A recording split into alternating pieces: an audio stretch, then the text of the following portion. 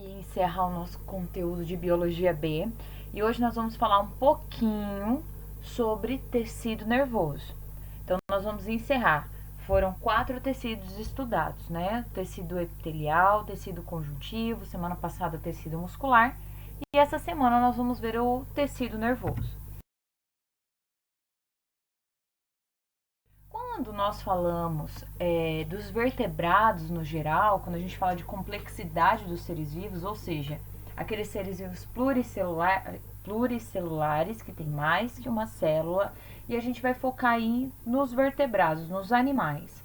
Nós sabemos que o sucesso evolutivo, o fato, né, de animais tão complexos estarem vivos, faz parte desse sucesso a integração e a relação com o meio, ou seja, o fato desse animal tão grande, tantas células trabalhando com a mesma função que é a manutenção do organismo, além delas estarem trabalhando em conjunto, elas conseguem perceber coisas, estímulos do meio externo. Então isso é extremamente importante para o sucesso evolutivo desses animais. Então esse animal ele está se relacionando, por exemplo, com fatores bióticos, outros seres vivos, né? Vamos ver a relação aí de predador e presa, às vezes dentro da mesma espécie, como é o caso que eu coloquei para vocês desse macaco, ele está tendo uma interação ali com o colega dele, uma interação muito legal, mas ele está tendo. Então assim, a gente consegue observar que esses estímulos eles são captados pelo corpo e gera resposta, como é o caso que a gente está vendo.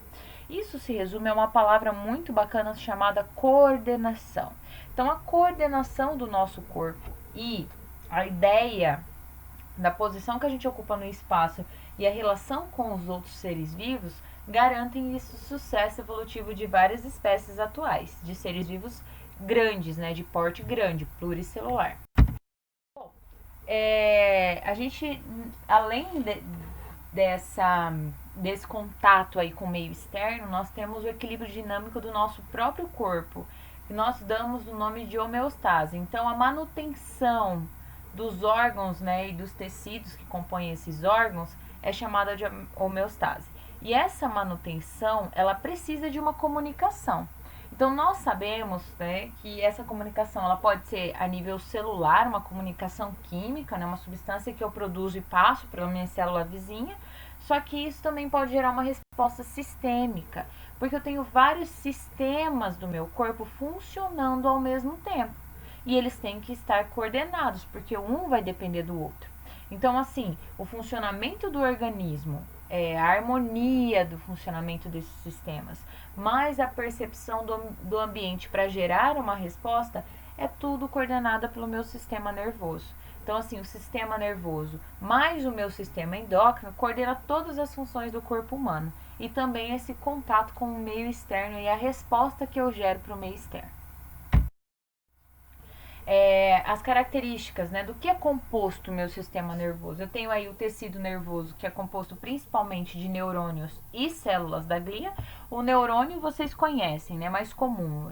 Desde o 8º ano a gente comenta da anatomia aí dessa célula. Quando vocês olham, essa célula vocês já sabem que faz parte do sistema nervoso. As células da glia nós vamos ver lá no final, e aí vai ser bem bacana vocês conhecerem os outros tipos celulares do tecido nervoso. Então, tem mais ou menos essa organização aí. Não é só o neurônio que está presente nesse. Então, a gente vai começar a falar do neurônio, que sim é a principal célula. Então, a maior parte do sistema nervoso é composta por neurônio, tá? Eu falo funcional, ok? Porque a gente vai ver que a outra parte nós temos em grande quantidade, mas esse sistema nervoso tem, essas outras células têm outras funções. Bom, o neurônio, como é essa célula aí que vocês estão vendo, ele é composto pelos dendritos, que são prolongamentos celulares, certo? Núcleo, porque é uma célula eucarionte. O corpo celular, que é essa parte maior, então, é a região onde está localizada a maioria das organelas dessa célula. Então, é uma região onde a gente tem bastante retículo endoplasmático, complexo golgiense e muitas mitocôndrias. Por quê? Porque o metabolismo de um neurônio, ele é intenso para garantir, então, o funcionamento do sistema nervoso. Os dendritos eu já tinha mostrado para vocês ali, né? São prolongamentos citoplasmáticos. Eles normalmente são curtinhos, tá? E são ramificados. E ele é responsável pela recepção do estímulo nervoso, ok? E o axônio é esse prolongamento longo aí, tá? Envolto pela bainha de mielina, que a gente vai descobrir daqui a pouco o que é. Então, ele é o prolongamento citoplasmático maior, é o que sai, né, ali do corpo celular. E é por ele que vai passar, então, a transmissão do impulso nervoso, que a gente vai entender mais pra frente como funciona. Bom, um neurônio, ele é uma célula pequena, mas vai depender do tamanho do organismo. Por exemplo, nas girafas, a gente conhece neurônio que chega a ter até 4 metros em tamanho. A capacidade dessa célula de realizar todas as conexões se devem a essas duas palavrinhas que eu coloquei aí para vocês, a irritabilidade e a condutibilidade, ok? A irritabilidade, ela está relacionada à capacidade que o neurônio tem de receber um estímulo externo. E, no caso da condutibilidade, é a capacidade que esse neurônio tem de passar para frente esse estímulo, que é o que a gente chama de impulso nervoso. E eu deixei para vocês uma foto de uma microscopia eletrônica, uma foto de uma microscopia de luz do neurônio que a gente vê com mais nitidez, né, a parte do corpo celular. Bom, como que vai funcionar esse impulso nervoso, tá? Esse impulso nervoso é uma propriedade que a gente chama, né, uma característica de membrana plasmática. Então, assim, a membrana plasmática dessa célula, tá? Ela vai receber um estímulo e ela vai gerar um impulso nervoso que pode ser, né, um estímulo físico-químico ou elétrico. E essa célula ela precisa receber uma quantidade de estímulo, intensidade desse estímulo, uma intensidade mínima para ela conseguir passar esse estímulo para frente. Esse estímulo de intensidade mínima, essa intensidade a gente chama de limiar de excitação. Professor, o que acontece se passar do limiar de excitação? Não vai acontecer nada, tá? Ele vai ter o mesmo tipo de resposta para passar esse estímulo, só que precisa ter no mínimo esse limiar de excitação. O sentido desse impulso nervoso é sempre o mesmo, tá, gente? Vai seguir o dendrito, passa para o corpo celular e segue para o axônio. E a hora que chegar no final, a professora passa para o dendrito de outro neurônio, corpo celular e axônio. E vai seguir sempre nessa ordem, tá? Mesmo passando de célula para célula. Então, a gente acaba dizendo que o impulso nervoso ele apresenta sempre a mesma natureza, o mesmo sentido e a mesma intensidade. Então, isso são características desse impulso nervoso. Bom, eu já falei um pouco para vocês do limiar de excitação, que é essa intensidade mínima, né, para desencadear aí uma resposta, um estímulo, e a formação do impulso nervoso, então passar de neurônio para neurônio. A gente tem também a questão da resposta tudo ou nada. Por quê? Se esse estímulo, se essa intensidade não chegar nesse limiar de excitação, não vai ocorrer a transmissão do impulso nervoso. Então, não adianta ter um pouco estímulo e também se passar do limiar de excitação, não vai dobrar ou triplicar esse impulso nervoso, tá, pessoal? Uma outra coisa também é a frequência desses impulsos. Então, assim, a intensidade desses impulsos pode, né, alterar, e aí isso vai diferenciar. Por exemplo, quando a gente está sentindo dor, você pode sentir uma dor mais intensa e uma dor menos intensa. Então, mas isso não está relacionado com a fortaleza, né, com a intensidade que eu digo assim, de ser mais forte ou não, desculpa a colocação que eu fiz errada aí, de ser mais forte ou não esse impulso nervoso, mas sim a frequência que ele é observado.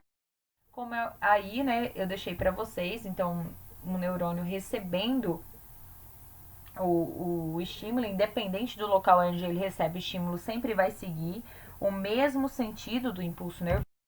E a outra imagem aí que eu deixei para vocês que explica um pouquinho de como que é essa questão da frequência do impulso. Então, você tem ali, ó, né, a intensidade do estímulo, que, né, tá representado em E, e o tempo.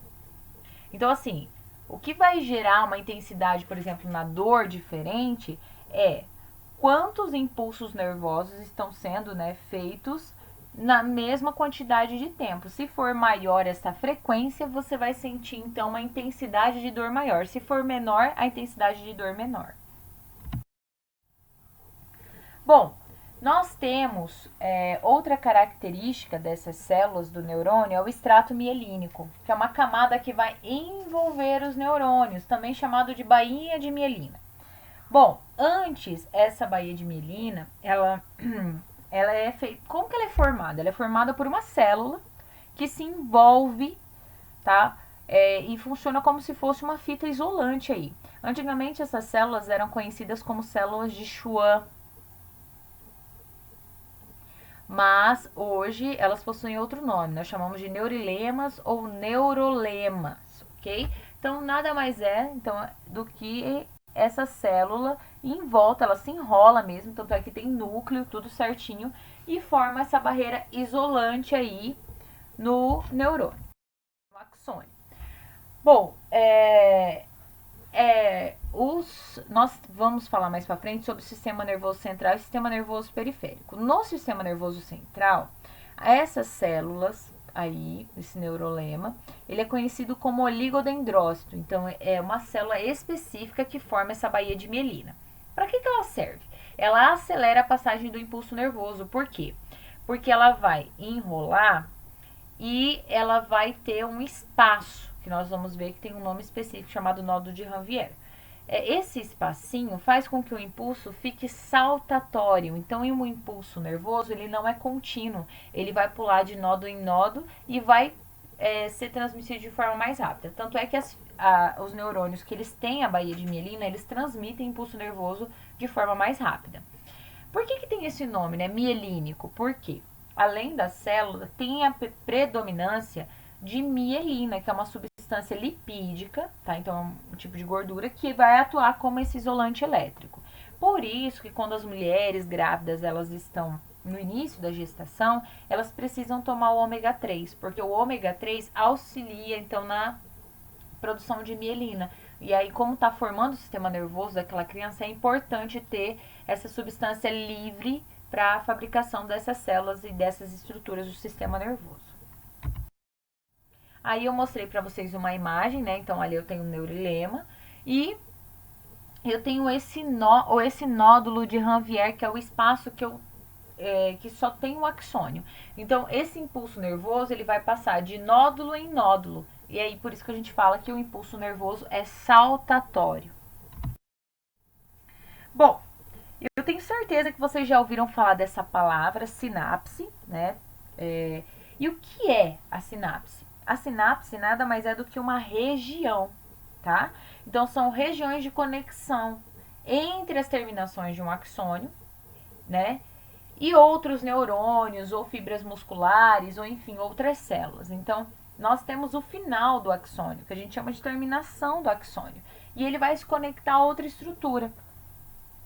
Então, existe um espaço, tá? Tem um espaço aí entre essas células, que a gente chama de fenda sináptica. Então, um impulso nervoso, quando ele ocorre, uma célula não está ligada na outra, ela não está encostando na outra. Ela tem um espaço. E isso é extremamente importante. Por quê? Porque eu vou ter nesse espaço a passagem de neurotransmissores. Como que vai funcionar? Então, eu tenho ali várias vesículas, tá? Membranosas, iguais a gente já estudou de organela. E essas vesículas, elas estão presentes na terminação desse axônio. E elas vão liberar neurotransmissores, que são substâncias químicas, como eu coloquei de exemplo para vocês, a acetilcolina ou a noradrenalina.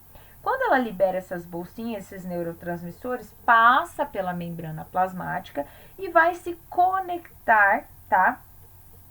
Com receptores da membrana plasmática do outro neurônio, que está, por exemplo, no dendrito desse neurônio. Quando conecta, esse impulso entra, por isso que a gente fala que ele é um sentido só. Porque a única parte do neurônio que é capaz de eliminar esses neurotransmissores, essas vesículas, é essa parte terminal do axônio. Então não tem, por exemplo, como um dendrito fazer isso. Por isso que o impulso nervoso ele não ocorre para todos os lados do neurônio, tá? Então ele funciona como essa válvula aí, permitindo então essa transmissão num único sentido. Esses neurotransmissores entrando nos receptores, eles criam então um impulso nervoso ali naquele neurônio que vai que vai seguir o mesmo sentido, chegar lá no terminal do axônio, liberar as vesículas de novo e a vida segue assim. Aí tá uma imagem para vocês, então, do espaço da fenda, a vesícula sináptica chegando ali, ó. A gente olha a foto, parece que um neurônio está conectado com o outro, a gente não enxerga esse espaço, porque ele é minúsculo, ok? Então, aí os neurotransmissores são levados até a membrana plasmática, são liberados e entram em contato com a membrana plasmática do outro neurônio. E aí ocorre, então, o impulso nervoso. Então, a sinapse é essa região que tem esse espaço, tá, pessoal? Agora a gente vai conhecer um pouquinho dos tipos de neurônios. Então aí eu tenho neurônios, eles são classificados de acordo com o aspecto funcional deles. Eu vou ter neurônios sensitivos, sensoriais, ou também conhecidos como aferentes, que são aqueles que levam as informações, tá? Então eu tenho receptores, por exemplo, na minha pele, receptores nos meus órgãos dos sentidos, eles recebem a informação e levam para o meu sistema nervoso central. Eu vou ter aqueles neurônios motores, efetuadores ou eferentes, que é aquele neurônio que vai conduzir o impulso nervoso para os órgãos. Então, por exemplo, para você mover a sua mão, você tem neurônios conectados nessa região muscular para você contrair e relaxar esses músculos. Então, são neurônios que fazem a resposta. Por isso que eles são efetuadores, eles efetuam a resposta. E os neurônios associativos ou de associação, que eles estão localizados no sistema nervoso e eles vão integrar, tanto é eles que fazem, que captam a resposta do neurônio sensitivo e manda uma mensagem para o neurônio motor fazer, tá? Executar essa ação. Então ele associa os dois outros tipos de neurônios. Uma imagenzinha, né? O neurônio sensitivo levando uma mensagem, oh, eu tô com sede, olha ali um copo d'água. Leva para o seu sistema nervoso central. O neurônio associativo associa o que você está vendo, o que você quer, a sensação que você tem, e manda uma resposta para o seu neurônio motor. A sua mão mexe, você pega o copo e você pode tomar a sua aguinha. Então funciona dessa forma. E agora, tá? Para encerrar essa parte aí do sistema nervoso central, nós vamos falar um pouquinho sobre as células da glia. Então, aquelas outras células além do neurônio que nós temos no tecido nervoso. A primeira célula que a gente vai falar são os oligodendrócitos. Bom, os oligodendrócitos, eles são células que possuem projeções que vão atuar ali formando a baía de mielina, como eu falei para vocês. Mas esses oligodendrócitos, eles fazem essa função no sistema nervoso central. No sistema nervoso periférico, a gente chama de neurilema ou neurolema, ok? Aí eu tenho em azul representado o oligodendrócito formando ali aquela bainha de mielina. Então, e os nódulos de Ranvier, que são os espacinhos ali formados pelo axônio. Os astrócitos, eles são células que têm muitos prolongamentos, parece uma estrela, por isso o nome astrócito, de astrologia mesmo, de estrela, tá? E eles vão ligar esses neurônios, por exemplo, com os capilares sanguíneos. Mas por que isso é importante? Porque é através do sangue que vai chegar a nutrição desse tecido. E como o tecido nervoso é um tecido que tem um metabolismo alto, ele precisa de grande quantidade de energia, então ele precisa de muito oxigênio. Tá? Então, tanto é assim, que vocês já ouviram falar que o cérebro, por exemplo, é um órgão que necessita de grande quantidade de oxigênio. Se o cérebro fica sem oxigênio, a gente acaba ficando com sequelas, porque esse esse tecido, ele para, tá, de trabalhar.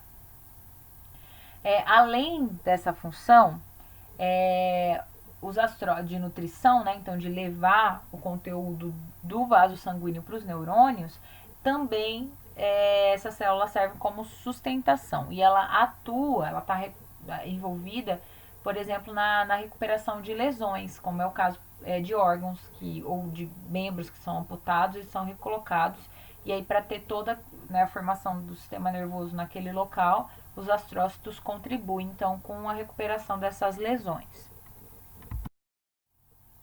Então, aí, uma imagem do astrócito e uma imagem de microscopia de luz para vocês, tá? Então, tá o vaso sanguíneo. Então, ele tá conectado, é como se um bracinho dele tivesse no vaso sanguíneo e os outros bracinhos no neurônio para levar os nutrientes necessários para essa célula.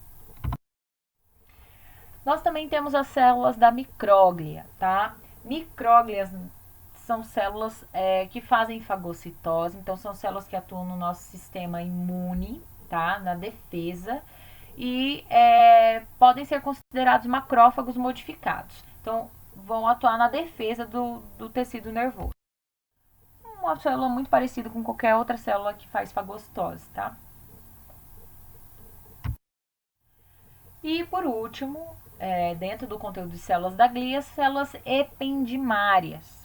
Bom, as células ependimárias são células como elas fazem revestimento, tá, do canal da medula e das cavidades do encéfalo, são células muito parecidas e nada mais são do que células epiteliais, tá? Então elas vão participar da produção do líquido que é conhecido como líquor, também conhecido como céfalo raquidiano ou cérebro espinal, que passam por esse canal que elas revestem.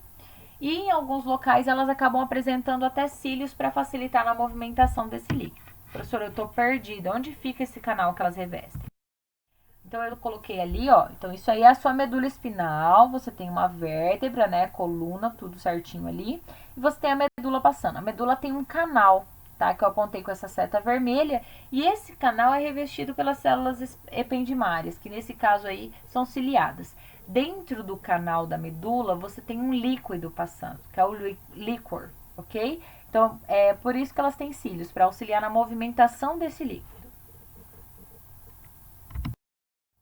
Aí, gente, eu coloquei uma imagem de todas as células da glia, só para vocês terem uma noção de que o tecido nervoso, ele é muito além de só neurônio.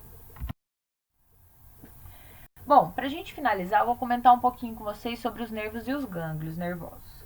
Bom, vocês já sabem que o nosso sistema nervoso ele é dividido em sistema nervoso central, que é composto então pelo encéfalo, e o encéfalo nós temos várias partes, né? O cerebelo, o cérebro, enfim, a ponte, o bulbo, e pela medula espinal que passa dentro da coluna vertebral, que é um cordão nervoso que a gente tem dentro da coluna vertebral.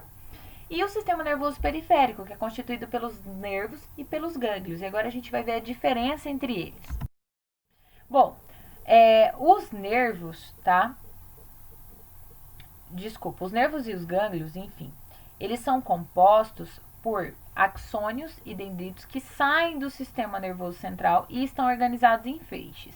Nesse caso, se for axônio e dendrito, são os nervos. Então, eu deixei uma imagem aí para vocês, tá?